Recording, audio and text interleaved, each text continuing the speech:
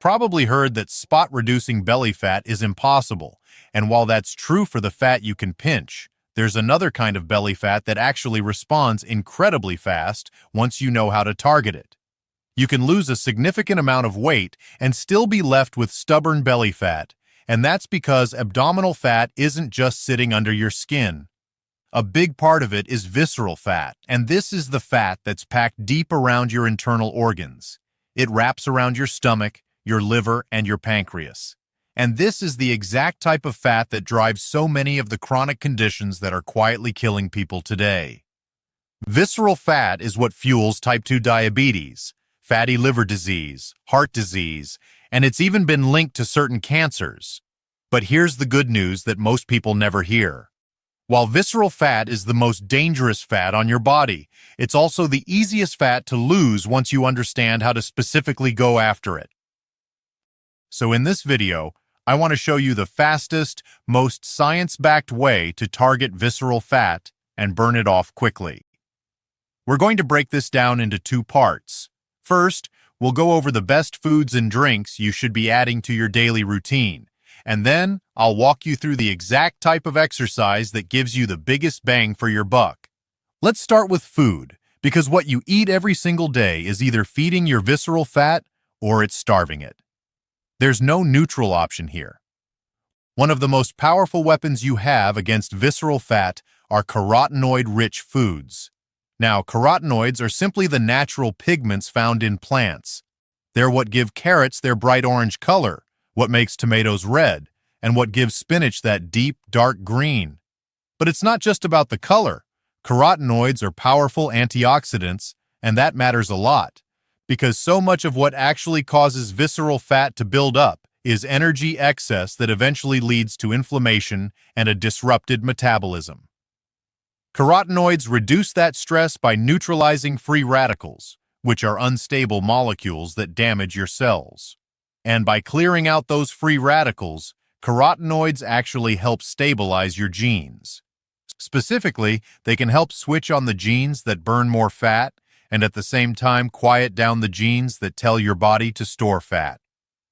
There was a fascinating study, a randomized double-blind trial conducted in Japan that looked at whether carotenoid intake actually affects visceral fat, and what the researchers found was remarkable.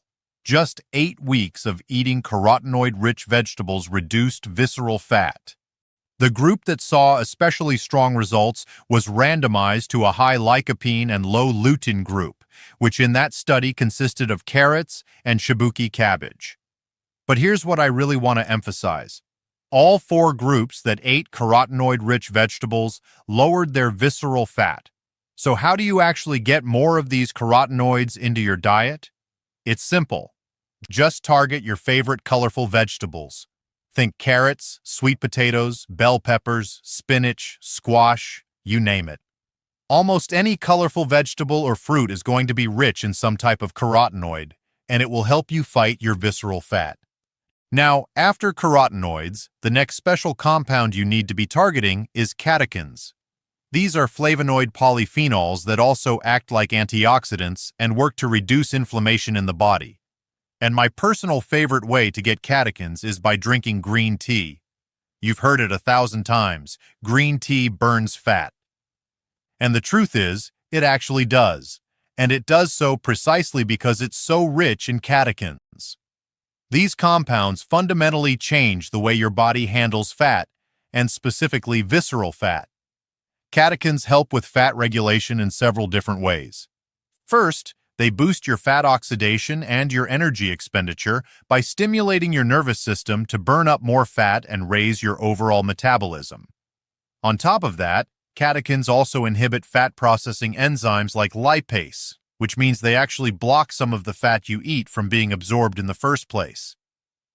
And the reason green tea is so uniquely powerful is that it also contains caffeine, which works synergistically with catechins to enhance that fat-burning effect even further. There was a double-blind, placebo-controlled, randomized trial in Japan that showed that just 12 weeks of drinking catechin-enriched green tea, roughly 600 milligrams of catechins per day, resulted in a significant reduction in visceral fat. Now here's a practical tip. Most green teas are high in catechins, but to really maximize the benefit, you want to target green teas that are minimally processed. Those would be matcha or sencha teas. In the grand scheme of things, anything that puts you into an energy deficit, a calorie deficit, will help you lose weight and lose visceral fat. But targeting these specific foods and drinks will help you get there so much faster. And once you've dialed in the right foods, the correct exercise routine becomes that magical multiplier. In fact, the right type of exercise is an absolute must when it comes to losing visceral fat quickly. We have strong evidence, like a meta-analysis of 117 studies, showing that while both diet and exercise reduce visceral fat, diet has a larger effect on total body weight loss, whereas exercise tends to have a superior effect specifically on reducing visceral fat. And there's an older but incredibly interesting study that shows just how powerful even a small dose of exercise can be. In that study, just 2 45-minute cycling sessions per week at 75% of VO2 peak over the course of 2 months reduced visceral fat by 48%. That's almost half in just 2 months. And it didn't stop there. That same group also improved their insulin sensitivity by 41% and lost 18% of their subcutaneous fat. And this wasn't grueling, punishing exercise. This was low to moderate intensity, that sweet spot where you can still hold a conversation and speak in full sentences, but you sound a little winded. Now here's another interesting trend from these studies. The participants' total body weight stayed about the same. So they had remarkable drops in visceral fat and huge improvements in insulin sensitivity, even with no real change on the scale. And this is such an important point that I, Dr. Thomas, always stress with my own patients. Do not get discouraged if you're doing all the right things with your nutrition and your movement, but the weight just isn't coming off. More often than not, the scale is a poor indicator of your actual progress, because the number on it doesn't reflect the changes in your body composition and the loss of dangerous fat mass. So what's the best type of exercise to lose visceral fat and lose it fast? A recent systematic review and meta-analysis that looked at 84 randomized controlled trials showed that vigorous intensity aerobic exercise and high-intensity interval training, or HIIT, are the most effective exercise modalities for reducing visceral fat.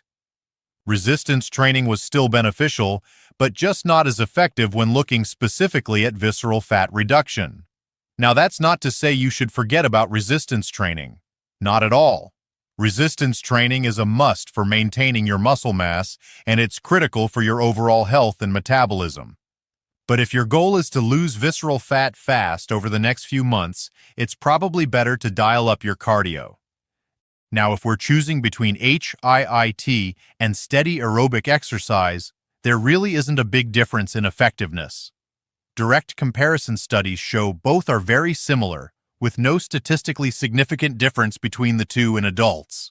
If you really dig into the data, there may be a small signal that HIIT is slightly more effective with running versus cycling, and some studies suggest HIIT may edge out aerobic exercise in kids and young adults under 24. But honestly, at that point, we're just splitting hairs. At the end of the day, it doesn't matter whether you do HIIT or aerobic exercise, or whether you cycle, run, row, or dance. The best exercise is the one you'll actually stick with, because consistency beats the perfect plan every single time. That textbook perfect HIIT protocol you dread and only do twice a month will always lose to the walk you genuinely enjoy and do several times a week. The ideal protocol, based on the available studies, would be an exercise you can do at least 2 to 3 times a week for at least 45 minutes each. And whatever you choose, it just needs to be at least moderate to vigorous intensity, getting your heart rate to about 70 to 80% of your maximum. If you're not into tracking heart rate, use the talk test. You're at moderate intensity if you can talk in full sentences but sound a bit out of breath. You're at vigorous intensity if you can only get out a few words before pausing for air. And the beautiful thing about exercise is that the effects are dose-dependent, meaning the more you do, the better your results. A recent study in the British Journal of Sports Medicine showed that participants who exercised more or with higher intensity saw proportionally greater reductions in visceral fat. And by contrast, they did not see that same dose-dependent response with caloric restriction. There's a limit to how much you can cut your calories before the benefit disappears, so you do not need to starve yourself to lose belly fat. Quite the opposite. Get enough calories to keep yourself in a small, sustainable deficit, and then gradually step up your activity if you want to burn that visceral fat faster. All right, I hope this was helpful. Stay healthy, and I'll see you in the next one.